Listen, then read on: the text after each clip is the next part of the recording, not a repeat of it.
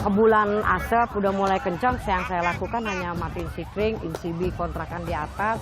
Tetangga teriak di depan rumah saya ini di lantai 3 udah mulai keluar api.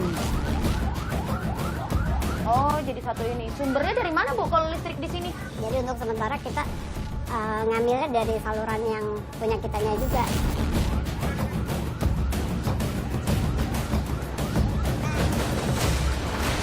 Daerah itu Sekli namanya, Pak. Sekli. Ngambil arus closing.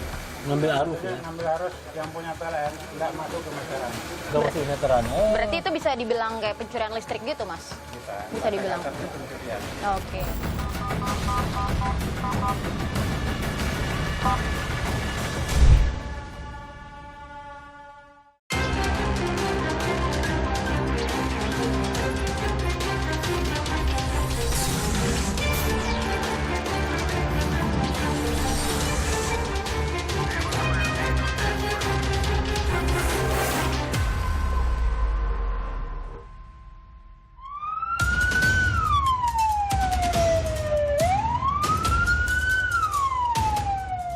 Kebakaran hampir setiap tahun terjadi di permukiman padat penduduk di ibu kota. Kecamatan Tambora, Jakarta Barat adalah salah satu wilayah yang sering mengalami kebakaran. Di daerah ini kebakaran terjadi silih berganti. Kejadian terakhir 7 September lalu, puluhan rumah warga di Kelurahan Kerendang habis dilalap api. Ratusan warga pun mengungsi karena kehilangan tempat tinggal.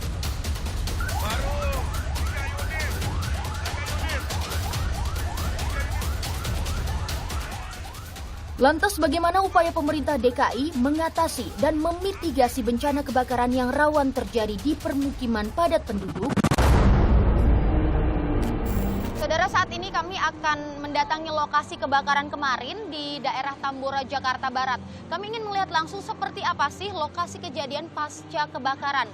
Dan kami juga akan menelusuri penyebab kebakaran yang menghanguskan sekitar 33 rumah.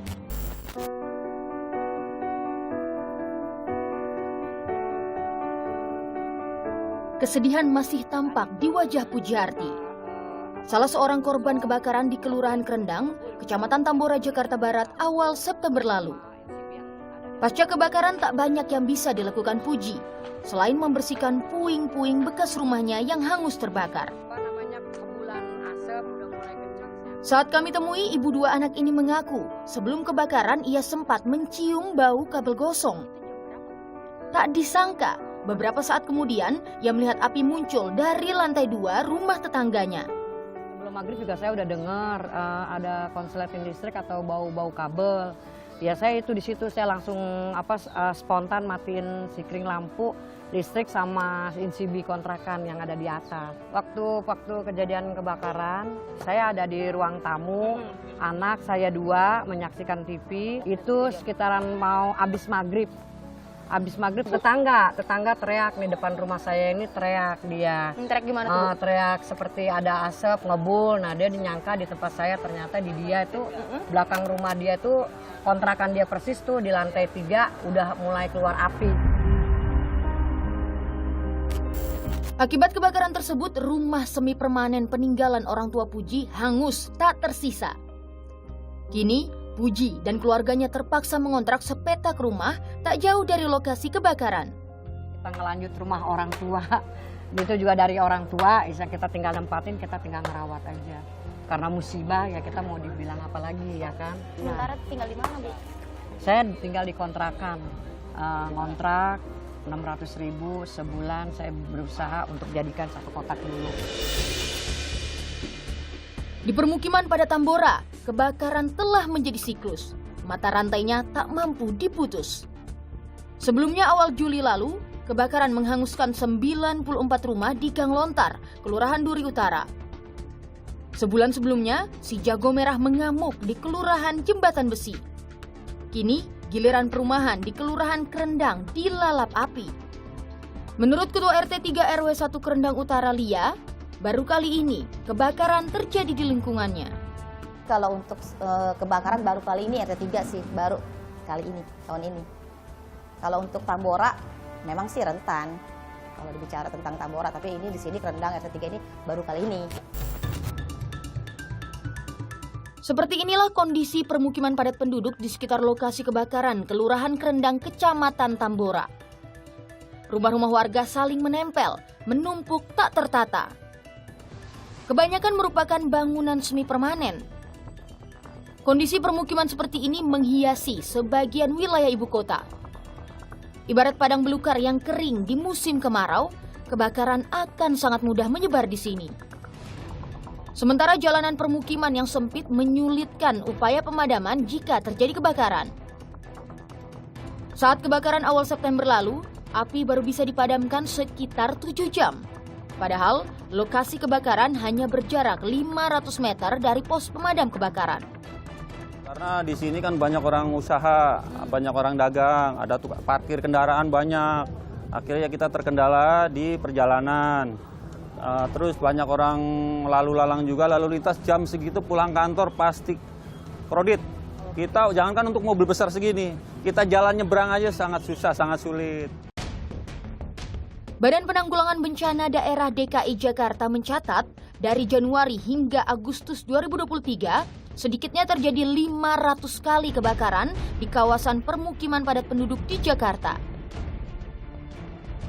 Penyebab utamanya adalah korsleting listrik akibat instalasi listrik yang tidak aman. Contoh yang pertama adalah tadi, colokannya ditumpuk-tumpuk gitu ya, karena nyari gampangnya. Gitu Itu ya. paling banyak Ya, tuh itu yang kesalahan paling- itu. Terus yang kedua adalah dia masang AC karena merasa panas, sudah punya kemampuan untuk beli AC, dia membeli AC. Nah itu dia tidak ditarik dari depan, artinya dari instalasi MCB pertama setelah dari meteran, tapi dia cuma dicolak atau diambil dari kabel terdekat untuk ngiritnya gitu ya. Nah itu yang sering jadi masalah. Lantas, bagaimana kondisi instalasi listrik warga di permukiman padat penduduk? Kami mencoba menelusurinya. Oh, jadi satu ini. Sumbernya dari mana, Bu, kalau listrik di sini? Ini kan kebetulan kita lagi ada masalah dengan salurannya. Jadi untuk sementara kita ngambilnya dari saluran yang punya kitanya juga, cuma ditempel gitu.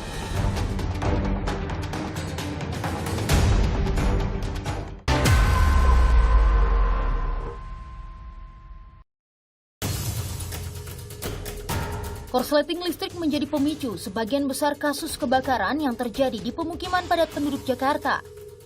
Korsleting terjadi akibat instalasi listrik yang tidak aman di rumah-rumah warga. Salah satu penyebabnya adalah tindak pencurian listrik. Saudara, sekarang saya sudah berada di salah satu pemukiman padat penduduk di wilayah Tambora, Jakarta Barat. Saya ingin melihat dan menelusuri bagaimana instalasi listrik yang dipasang oleh warga di sini. Kami menyusuri perumahan di kawasan Tambora, Jakarta Barat yang pernah mengalami kebakaran. Kebakaran melanda permukiman di sini pada pertengahan tahun lalu.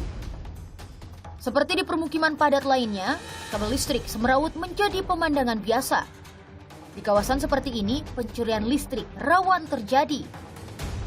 Assalamualaikum, permisi Bu. Kami mendatangi seorang warga NP.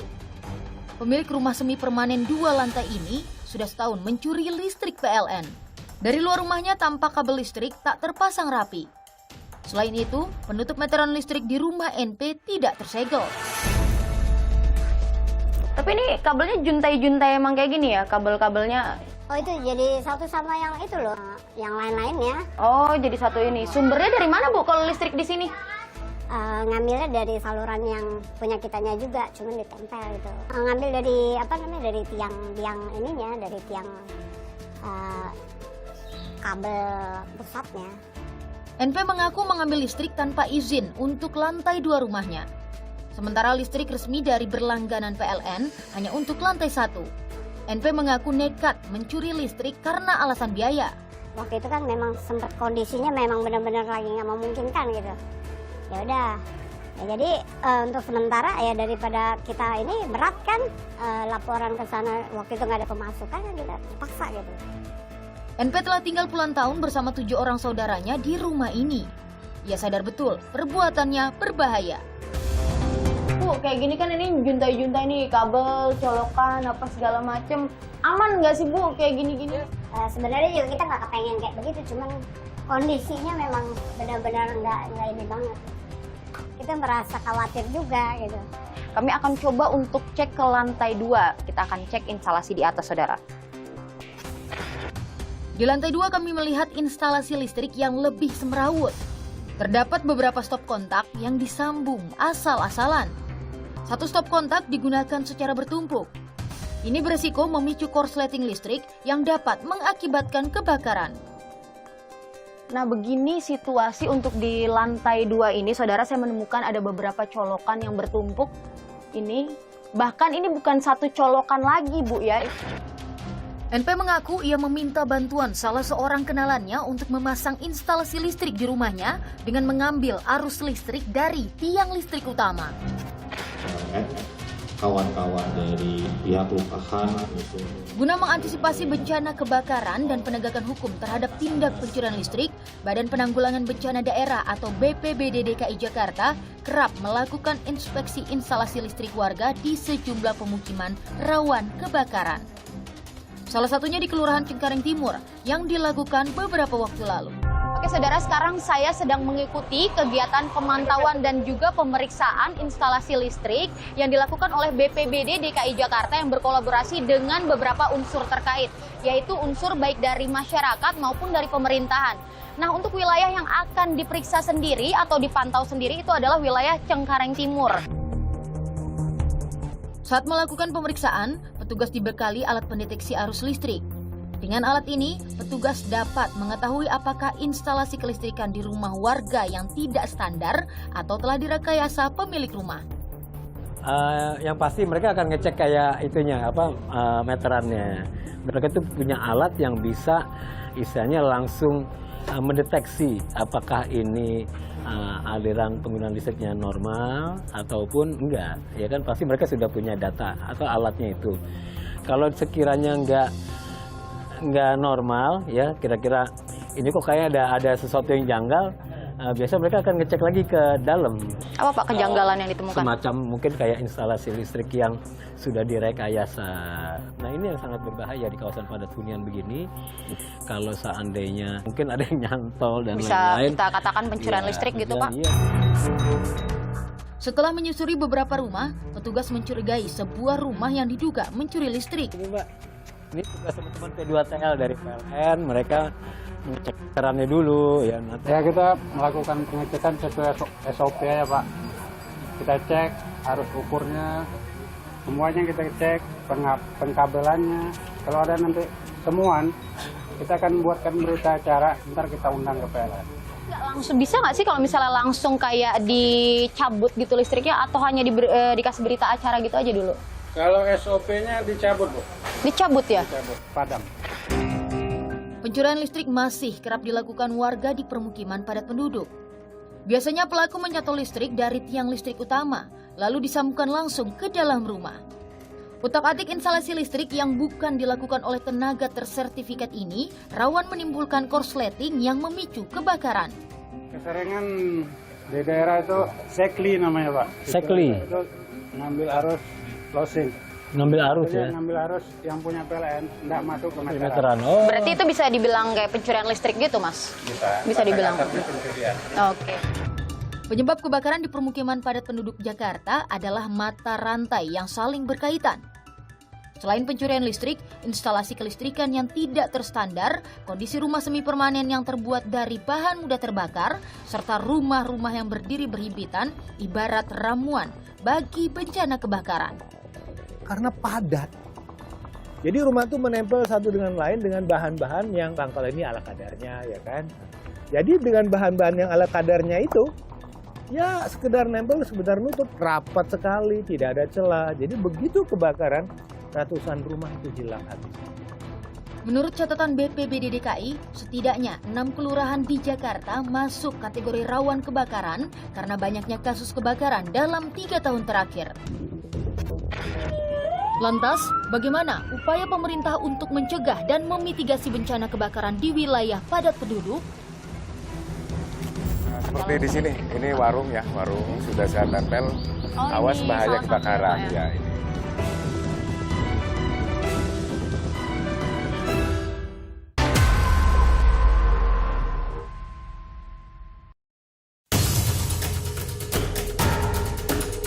Bencana kebakaran menjadi masalah pelik di DKI karena terkait penataan kawasan permukiman. Hingga kini, masalah ini masih menjadi PR besar bagi pemerintah DKI Jakarta. Pengamat tata kota Yayat Supriyatna menilai pemerintah memiliki kesempatan menata ulang permukiman warga pasca kebakaran. Kebakaran itu membuat orang bukan nol, tapi minus. Aset harta bisa hilang dalam sekejap. Kemudian dia kan harus membangun lagi. Ketika membangun itulah pertanyaannya, ada nggak intervensi, ada nggak bantuan? Sepakat nggak ditata ulang? Kalau Anda sepakat ditata ulang, syarat dan ketentuan berlaku. Pemerintah akan menata, membuat jarak, dibuat rumah bisa maksimal menampung sesuai dengan kapasitas yang ada. Pemerintah DKI menyebut penataan permukiman padat harus dilakukan dengan pendekatan humanis. Kami melakukannya kan dengan humanis ya, tidak serta-merta kita lakukan dengan kekerasan dan sebagainya, tetapi kita mengajak masyarakat berangkatnya dari kesadaran mereka. Artinya dengan mulai penyadaran bahwa lingkungan ini kurang baik untuk dijadikan lingkungan hunian. Ada 3 metode, yaitu pemugaran, peremajaan, kemudian relokasi. Ketika pemugaran dan peremajaan sudah pasti arahnya kepada vertikal. Karena rumah-rumah di DKI Jakarta karena keterbatasan lahan dan sebagainya, sehingga memang tinggal di Jakarta harus siap dengan vertikal. Akibat peliknya penataan terhadap permukiman padat penduduk, kebakaran telah dianggap sebagai bencana giliran yang tak terelakkan. Dan lebih parah lagi, ada ledekannya itu mengatakan arisan kebakaran. Iya. Di sini kebakaran RT, nanti sini. Bisa terulang lagi di sini. Kenapa itu bisa terjadi? Satu, ketika terjadi kebakaran, tidak ada pembinaan dan pendampingan. Supaya kebakaran tidak terulang lagi, tidak terulang lagi. Karena sekali lagi, kebakaran itu lebih banyak terjadi pada kelompok yang tidak mampu.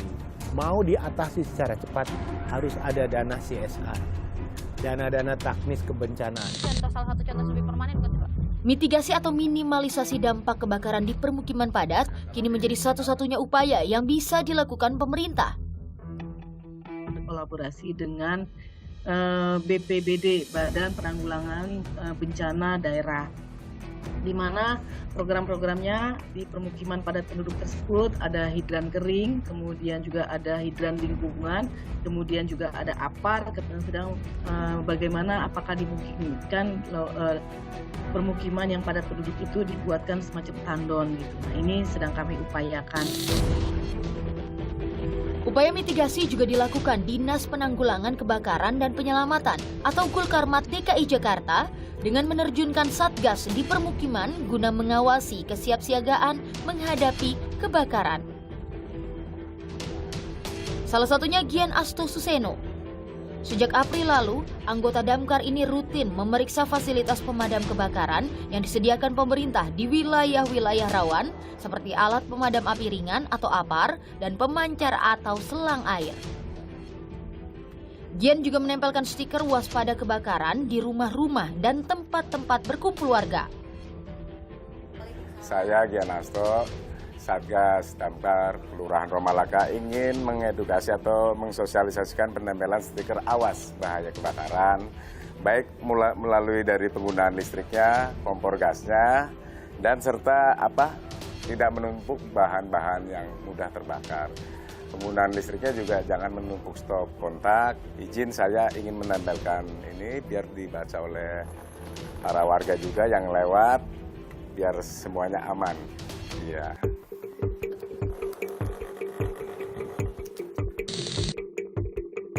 Di sini, ini warung ya, warung sudah saya tempel. Awas bahaya kebakaran ya ini. Kenapa Pak ini sebagai salah satu tempat yang ditempel untuk stiker waspada kebakaran, betul Pak ya? Karena di sini tempat berkumpulnya para orang-orang yang mengopi ya, kemudian berkumpul di sini. Maka biar mudah dibaca, maka saya tempelkan di sini. Oke. Ya. Nah, ini saudara salah satu bentuk stiker yang diberikan dari petugas pemadam kebakaran. Kami bisa lihat ini contohnya di sini. Ini awas bahaya kebakaran. Jadi di sini ada beberapa poin yang diingatkan kepada para warga. Iya, betul. Supaya tidak lupa untuk mencabut steger listrik, kemudian cabut regulator, tidak membakar sampah, dan juga menghubungi layanan pemadam kebakaran jika memang terjadi kebakaran, begitu Pak ya. Dengan edukasi waspada kebakaran, diharapkan warga bekerja sama cepat tanggap memadamkan si jago merah. Selain perangkat dukungan dan sebagainya, kita butuh aktor. Orang-orang yang ditokohkan dan mampu menjadi penggerak pembenahan di lingkungan. RT RW-nya juga harus orang-orang yang aktif. Mengingatkan warga, memahami itu warga. Tanpa itu unsur edukasi tidak akan berjalan dan unsur pengendalian juga tidak akan berfungsi. Sementara itu, PLN meluncurkan aplikasi PLN Mobile untuk mendorong peran warga mencegah bencana kebakaran. Melalui aplikasi ini, warga diharapkan melapor jika mengetahui ada pencurian listrik. Selain itu, warga yang mengetahui kebakaran akibat masalah kelistrikan juga bisa melapor melalui aplikasi ini. Terjadi pencurian listrik, alangkah baiknya kalau dilaporkan ke PLN. Kan ada aplikasi PLN Mobile ya sekarang ya, aplikasi New PLN Mobile bisa melaporkan di aplikasi New PLN Mobile. Kalau masih ragu-ragu bisa lewat kontak center 123, pasti kami tindak lanjuti.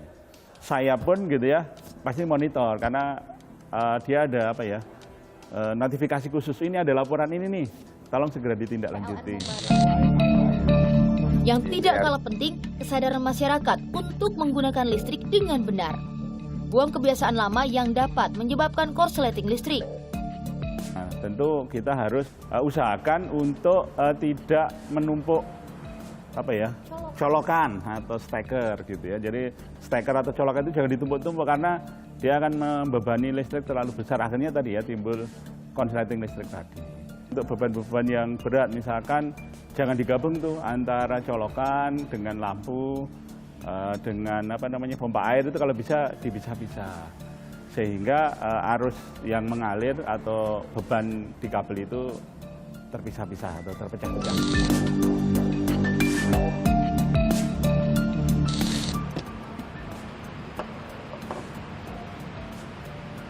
Saudara, berhati-hatilah dengan segala pemicu terjadinya kebakaran. Pastikan instalasi di rumah Anda aman dan juga di sekitarnya sesuai dengan aturan agar mengurangi resiko terjadinya kebakaran. Dan kenali modus kejahatan di sekitar Anda agar Anda tak jadi sasaran berikutnya. Dan pastikan Anda terus menyaksikan Kompas TV independen terpercaya untuk mengikuti perkembangan pemilu 2024. Saya Tata Nova Silana pamit undur diri, terima kasih dan sampai jumpa.